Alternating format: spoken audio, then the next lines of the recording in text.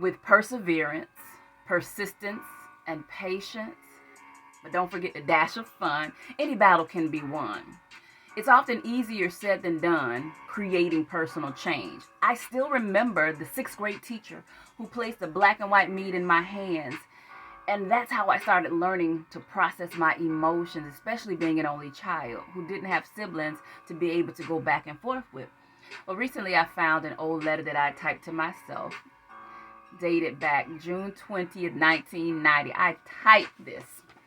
I just received a disturbing telephone call. It was from an old boyfriend. Okay, I wouldn't call him a boyfriend, more like an insensitive jerk. He really knows how to play with my emotions. I had really strong feelings for him, but he took advantage of them, and now they've turned to hatred. Here comes the origin. I'm at a point in my life right now that's a vulnerable stage, and I have to keep my guard up. I started developing thinking patterns right there. If I don't, I will be headed for heartbreak once again. So there comes the protection.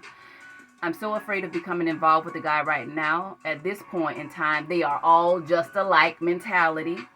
But there is one guy out there for me, and I will find him, and I shall be lucky in love. I'm headed for success. I can do anything I put my mind to. Sometimes I feel so alone, like there is no one with me except a peanut butter sandwich. Here comes a pattern of emotional eating. Can you see the point of origin?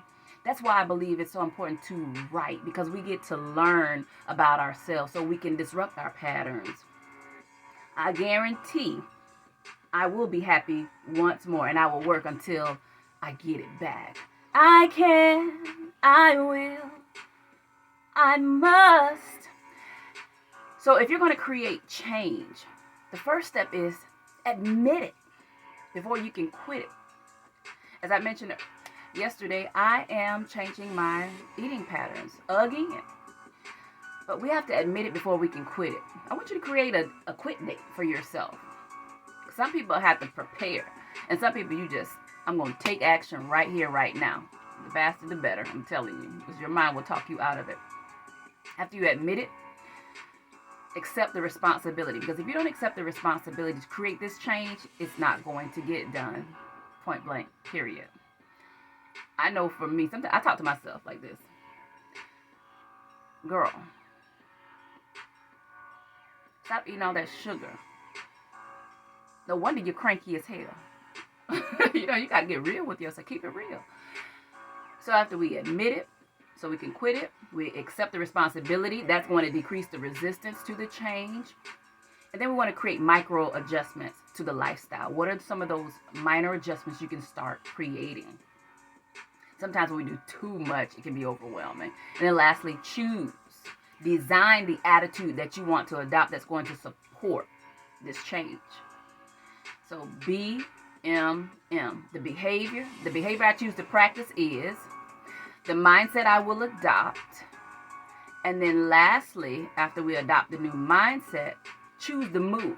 Oftentimes we think the mood chooses us, and it can. But when we start being intentional, even though I may be feeling frustration, I'm going to choose to be calm. I'm going to choose to be happy. That's when we take our power back.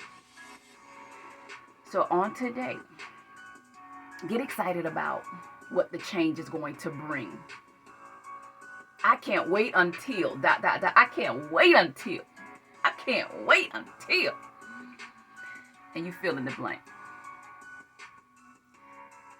All it takes is patience, persistence, perseverance, and a dash of fun. It doesn't have to be miserable creating change. You can have a good time creating change. And that battle can be won. One action step at a time.